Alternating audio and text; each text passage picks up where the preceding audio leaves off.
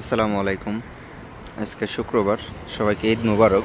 কারণ শুক্রবারে আমাদের এখানে ঈদের মতো আনন্দ হওয়ার কথা প্রত্যেক প্রবাসেরই, অর্থাৎ যারা বাইরে আছে তাদের জন্য বলতেছি। কারণ বৃহস্পতিবারে রাত্রে সারা রাত আড্ডা চলে, শুক্রবারে সারাদিন ঘুম চলে, বিকালবেলাও আড্ডা চলে, আবার রাত্রে বসে সবাই আড্ডা দেয়। এই ক্ষেত্রে বললাম কথাটা। এবার কিছু গুরুত্বপূর্ণ বিষয় নিয়ে কথা বলবো, যেগুলা বাংলাদেশ থেকে যারা নতুন সৌদি আরব আসতে চায় এই ধারণাটা তাদের আসলে থাকে না। যার প্রয়োজন এই কথাগুলো বলবো, যাতে একটা ক্লিয়ার কাট ধারণা আপনারা পেয়ে যান।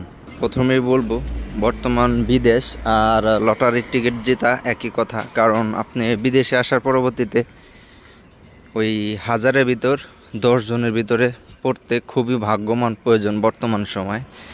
কারণ সৌদি আরবের ভিতরে কামকাজের খুবই ঝামেলা, টিকে থাকা খুবই ঝামেলা, ইকামা খরচ সমস্ত টোটাল খরচ দিয়ে বাংলাদেশে মাস শেষে 30,000 টাকা পাঠাইতে অনেক ঝামেলা। যাদের দেশের ভিতরে প্রতি মাসে 20,000 বা 30,000 টাকা ইনকাম আছে, বা আরও কিছু বেশি ইনকাম যাদের আছে, মাস শেষে যারা জোগাড় করতে পারেন, তাদের জন্য বিদেশ এই মুহূর্তে ভালো একেবারে হবে না। কারণ আপনি বিদেশে আসার পরবর্তীতে মাস শেষে 30,000 টাকা আমি ক্যাশ টাকা দেশে পাঠাইতে পারবেন না। যদি আপনি ওই মানে হাজারের ভিতরে 10 জন পড়েন, ওই 10 জন হয়তো বা পারবে মাস শেষে 30,000 টাকা পাঠাইতে।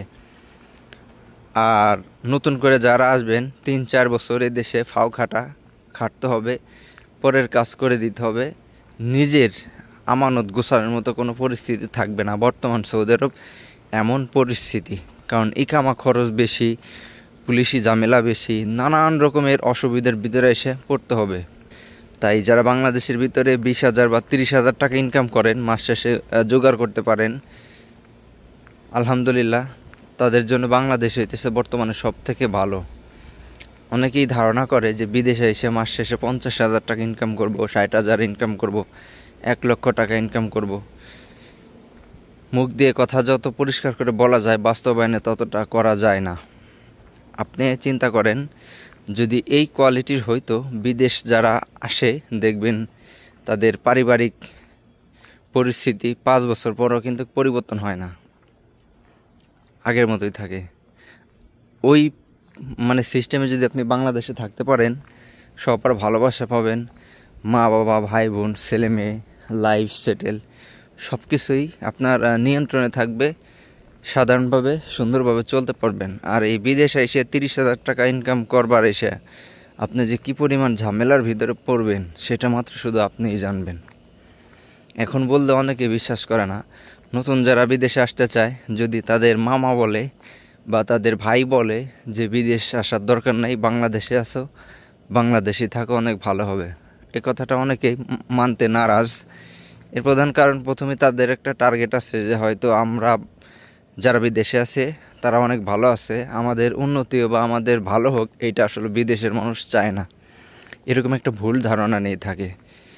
প্রথমে যদি আপনি বিদেশ আসতে চান, যে বিদেশ আছে সে বলবে যে বিদেশ আসবে কিসের জন্য, এই ধারণা কিন্তু অনেকেই বলে। আপনি ভাবেন যে মাস শেষে 50,000 টাকা ইনকাম করবেন, এটা কিন্তু মুখ দিয়ে যতটা বলা যায়, বাস্তবায়নে ততটা হয় না। হ্যাঁ, অনেকে আছে যে ওই যে বললাম, শতকরা 10 জনের ভিতরে ভাগ্য তার এমনভাবে লেখা আছে যে সে বিদেশ আসতে না চাইলেও তার বিদেশ আসাই লাগতো। আর আসলে সত্য কথা বলতে কি, আপনার রিজিক যেখানে আছে, যেই অঞ্চলিকের রিজিক আপনার কপালে আছে, সেটা আপনার হবেই। আপনি বিদেশ যদি আসতে চান, তাও আপনার নাও যদি আসতে চান, তাও আপনার আসতেই হবে। এটা মহান আল্লাহ তাআলা মানুষের রিজিক নির্ধারিত করে রাখছে, কখন কোন সময় কার রিজিকটা থাকবে আর কার রিজিকটা থাকবে না। যত গল্পই এখন দেই, যেটা রিজিক আছে এটা এলো মেন পজিশন। তবে চেষ্টার বিকল্প কোনো রাস্তা নাই, চেষ্টা আপনাকে করতেই হবে। বর্তমান সময়ে বাংলাদেশে যদি আপনি ব্যবসা করেন, অনেক ভালো ব্যবসা করতে পারেন। কারণ এখন চলতেছে ডিজিটাল সময়, চাইলে আপনি মোবাইল দিয়ে সব কিছু করতে পারেন, এ টু জেড। আপনি সুন্দর একটা ফেসবুক পেজ খোলার পরবর্তীতে যে কোনো কিছু আপনি বিক্রি করতে পারেন, যেগুলো অথেন্টিক সুন্দর।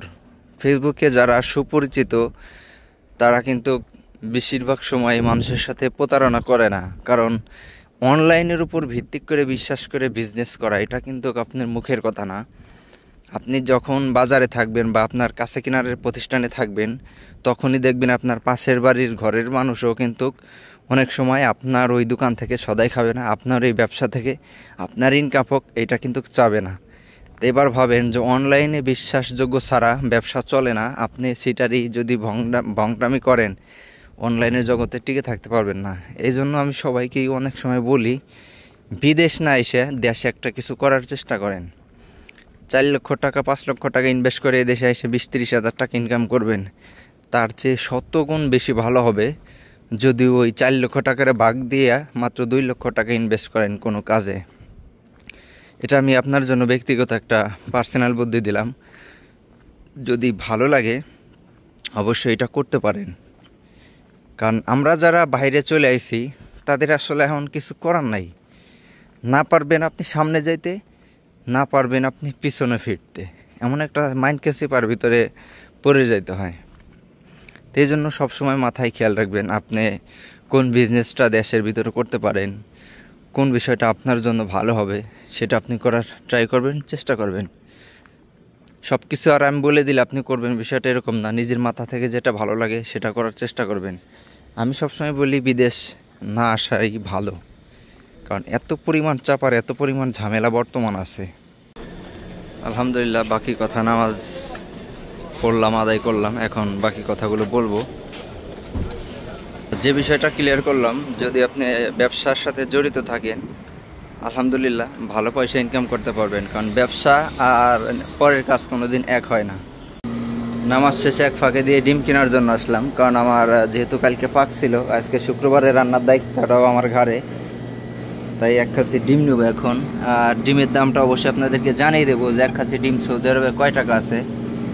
এখানে দেখতেছি 2টা কম, আমি এখান থেকে 2টা নিয়ে পুরে রাখি। এই একটা নিলাম। এই দেখেন ডিমের সাইজ একেবারে ছোট ছোট ডিম, মানে বাংলাদেশি মুরগির ডিম আছে একেবারে দেশি যেগুলা, এই কোয়ালিটির। বাংলাদেশের মুরগিতে অনেক বড় বড় ডিম পারে, জানি না সৌদি আরবের মুরগিতে কেন এত ছোট ছোট ডিম পারে, একেবারে ছোট। বাংলা এই দেশের 3টা আর বাংলাদেশের 2টা সেম। তা যাই হোক, এখন ডিম কিনে নিয়ে গেলাম, আর ডিমের দামটা আপনাদেরকে সরাসরি বলে দেব। আর भाई कितना का अंडा? 17 रियाल। कितना पीस? 30 पीस। 18 1 रियाल ज्यादा कर दिया, और दूसरा बकाला 17 रियाल रख। नहीं अलातुल में उधर से आ गया, बांग्ला भाई का दुकान उधर से इधर आया। आइया 1 रियाल डिस्काउंट मिलता है तो मैं इधर आ गया, उधर 17 रियाल मिलता है, तो मैं वो बांग्लादेशी भाई क्या नहीं जाता है, पाकिस्तानी भाई इधर से आता है। 17 रियाल 30 पीस डिम है। ওকে ঠিক। তা এই মুহূর্তে ডিম নিয়ে আসলাম, একটু প্রসেসিং করে দিছে কিসের ভিতরে বইটা। অনেকেই কিস বললে মাইন্ড করতে পারেন, সৌদি আরবে আপনার পলিথিন যেগুলো আছে বা পলিথিনের ব্যাগ যেগুলো আছে এগুলোকে কিস বলেই চিনে। কিসের আরবি শব্দ হচ্ছে কিস, আর বাংলা শব্দ হচ্ছে পলিথিন। জানি না পলিথিনও কি বাংলা শব্দ কিনা। তা পাক নিয়ে সৌদি আরবে অনেক রকমের ঝামেলা হয়, অনেক সময় মারামারি হাতাহাতি হয়ে যায়, আবার অনেক সময় মুখ কালাকালি হয়ে যায়। এর মূলত ভীষণ সৌদি আরবে যদি আপনি পাকাই খান অবশ্যই পাক ভাগ করে নেবেন। যেমন যদি 4 জন থাকেন 4 জনের পাক 4 দিনে পড়বে, এক একজনের আলাদা আলাদা। যদি 10 জন থাকেন এরকমভাবে ভাগ করে নেবেন, তাহলে আপনার ঝামেলা হবে না। আর যদি একসাথে মিলেমিশে পাকাইতে চান, ও কাজ করলো না ও করলো, আর একজন টেলিফোনে কথা কইলো কে, এই সমস্ত ক্যাব ঝ্যাপ ঝামেলা নিয়ে থাকতে হবে। তাই বিষয়টা মাথায় রেখে সবসময় চলবেন, যতটুকু সমর্থন রাইখে ভালোভাবে আচরণ করা যায় বিদেশের বাড়ি সবার সাথে ভালো আচরণ করার ট্রাই করবেন, এতে আপনাদের জন্যই ভালো হবে। অনেক সময় ছোট্ট একটা মুখ কালাকালি নিয়ে কিন্তু অনেক বড় ধরনের ঝামেলা হয়। আর মনে রাখবেন সৌদি আরবে একবার ঝামেলা যদি পড়েন আপনার লাইফ কিন্তু বরবাদ হয়ে যাবে। ঝামেলা পড়া অবস্থায় পুলিশের ধরলে সরাসরি নিয়ে এমন কঠোর জায়গা রাখবে আপনাদেরকে যা ধারণার বাইরে, প্রচুর পরিমাণ শাস্তি দিবে, কষ্টও দিবে যদি মারামারি করে জেলখানায় যান বা পুলিশে যদি ধরে। তো যাই হোক, ভিডিওটায় অনেক তথ্য দেওয়ার ছিল, দিতে পারলাম না, খুবই দুঃখিত। ইনশাআল্লাহ পরের ভিডিওতে আপনাদেরকে অনেক তথ্য জানিয়ে দেওয়ার চেষ্টা করব। তা সবাই ভালো থাকবেন, সুস্থ থাকবেন। আসসালামু আলাইকুম।